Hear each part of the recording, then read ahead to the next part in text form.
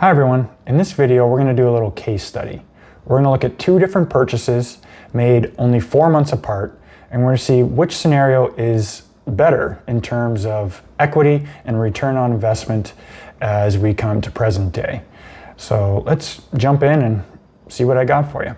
So the first chart that I want you to look at goes back 1 year from today. So this goes back to July 2019, and what I want you to look at is the green line.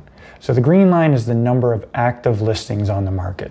And you can see the very sharp decline, and this would be for the months of December, January, where you see really the bottom of it. And part of that's normal, where we usually see lower amounts of inventory as we come into December, January in most markets. But this just dropped a little bit below even average levels. And we remained low, and you can see the effect and impact that had on the blue line, which is the median sales price. So as the inventory dropped, the blue line started to increase because supply and demand. And as you can see, I've highlighted COVID, the month where it had its greatest impact on the real estate market, which would have been April, just with the shutdowns and everything else. So if it wasn't for that shutdown, I think it's safe to say that this green line, the active listings, would have stayed a little bit flatter. I don't think it would have even increased that much. But interesting to note that with that increase in inventory during COVID, you can see, and really again, I guess sales somewhat came to a halt, but that did drop the median sales price. But after COVID, and once the market kind of opened up a little bit again, you can see the sharp decline again of the green line, the active listings, and the increase in the blue line, the median sales price. So these characteristics really, to me, are very similar to what we experienced only a few years ago, back in 2017. So this chart here is a chart that goes from January 2016 to the end of 2017. So again, let's focus on the green line. You can see the green line, the number of active listings, and you can see that sharp drop. And that's again, December, January, but we stayed, and that's even lower than where we are today, by the way, but very, very low. But you can see how we stayed low and what impact that had on the median sales price.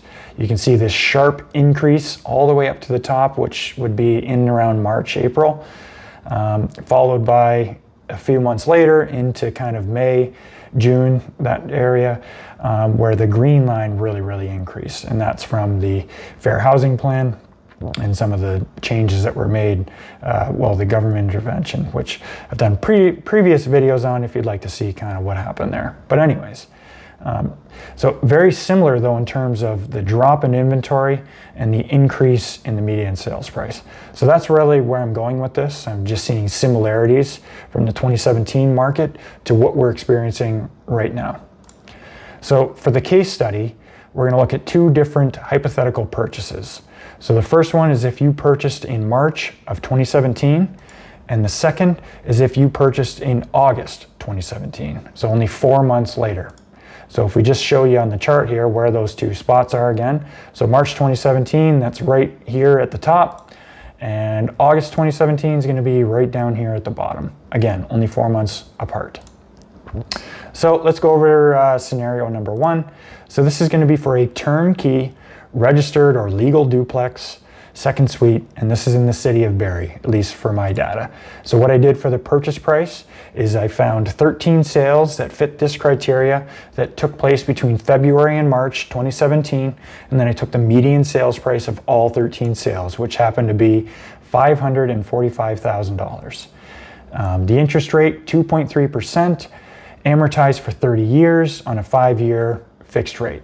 And that info was taken from ratehub.ca. I realize that this is going to be unique to each situation. So some may have been lower, some may have been higher in terms of interest. But this is just what I took from a historical perspective.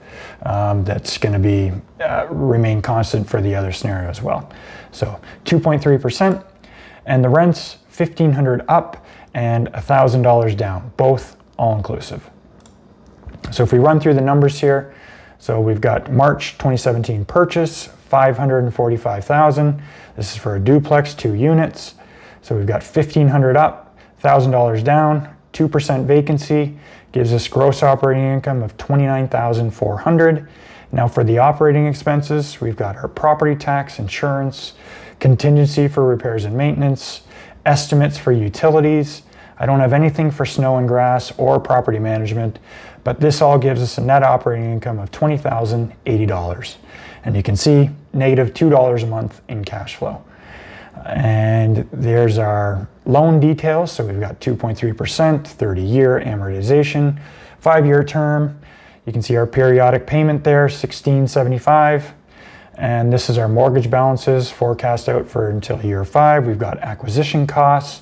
Note the land transfer tax, that's really only going to be the difference for the other scenario as well. Nothing for renovations, turnkey.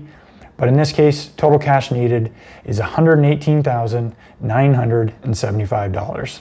And this is my projected return on investment.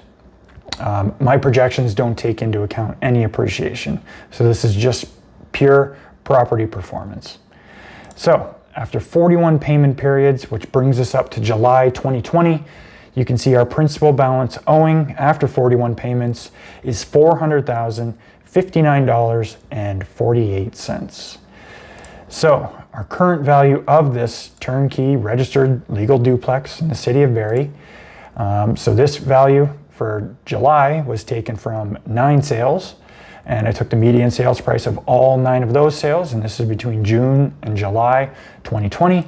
So your current value, $540,000. So if we just recap some of the details here. So after 3.5 years of hands-on management, which includes rent collection, accounting, maintenance, possibly a couple leases, maybe you've had to rent out the units a couple times. So you've got $140,000 worth of equity. And your cash flows, I put break even, but really you're in a negative cash flow position. You're negative, I think it was about $2 a month. So your overall return on investment in this case, had you bought March 2017, 117%. Most of that being equity. So let's look at scenario number 2. So this is the same thing, turnkey, registered legal duplex. This value was generated from 8 sales that took place between July and August 2017. It's the median sales price of all 8 sales, which is $470,000. And your interest rate is 2.6%, amortized for 30 years, 5 years, same as the other scenario except for the rate. And again, that was taken from ratehub.ca. And the rents are the same, $1,500 up, $1,000 down, and both are all-inclusive. Look at the numbers here. So this is August 2017. We've got the purchase price, $470,000, 2-unit property. And if we go down here, so $1,500 up, $1,000 down, 2% vacancy. So we've got our gross operating income, $29,400. Operating expenses now, so we've got property tax, insurance, repairs and maintenance, estimates for utilities. I don't have anything for snow and grass, nothing for property management. It gives us a net operating income of $20,080. And you can see we actually have positive cash flow, but $170 a month. Now just to go over the details of the mortgage again. So we've got the 2.6%, 20% down, and there's our periodic payment. There's our mortgage balance projected out to year 5. Acquisition costs are mostly the same with the exception of the land transfer tax, which I highlighted in scenario 1. But in this case, scenario number 2, total cash needed, $102,475. And you can see my projections here for your return on investment. Again, not taking into account any appreciation. So after 36 payment periods, which is going to bring you up to current July 2020, you can see our principal balance owing is $350,116.24. So if we look at the current value, which is the same as before, so I'll go through quickly here. So 9 sales, so the current value of that same property, $540,000. So if we just go over the details, so you've had 3 years, so that's 4 months less than scenario number 1 of hands-on management, which includes the rent collection, accounting, leases, maintenance. This case, you've got $190,000 worth of equity. You've got cash flow of $170 a month, which if you were to multiply that by the 36 months that you've held the property, That equates to just over $6,000 in just added cash flow, which is very nice. Giving us a total return on investment, in this case for scenario number 2, of 191%. So I asked you this, which scenario would you rather buy? And it's kind of crazy to think that these are only 4 months apart, 4 months. So if we just highlight the numbers here, just quick review.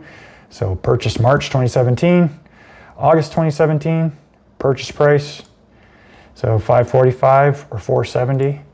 So our cash needed, in this case, 118, almost 120,000. For scenario number 2, closer to 100. It comes in at 102, 475. Rents are the exact same. Interest rate, very similar. Payments made, 41 in this case, 36, so not that many, not too far off. In this case, purchase number 1, you've got, I put break even, trying to be nice, I suppose, but realistically, you're in negative cash flow position. Whereas purchase number 2, you've got $170 a month. Return on investment, scenario number 1, 117%. Return on investment number 2, 191%. So, am I saying to time the market? I guess I kind of am, but I really don't want you to. I don't want you to time the market. But what I am saying is if you can find similarities in our current market to something that took place previously, and it just happens to be only a few years ago, and we can see the huge decline in active listings, followed by the surge in sales prices. If we've got those similar characteristics and you can kind of see that, then I think you want to be a little bit more patient, not to mention the effects that COVID are going to have. I don't think the real estate market really has experienced any hardship from COVID. I think those hardships are still to come. So just in saying that, I guess part of me is saying to time it. I think more than anything though, keep looking. You have to just keep looking and find whether it's a family home or if it's an investment, just keep looking because deals are going to come up. But I think if you can just put in your mind to just be patient, patience is going to be the best. So if you can wait till late 2020 or more likely into 2021 is where something, I don't know what, but something needs to happen where we're going to see just stability in the active listings, if not an increase.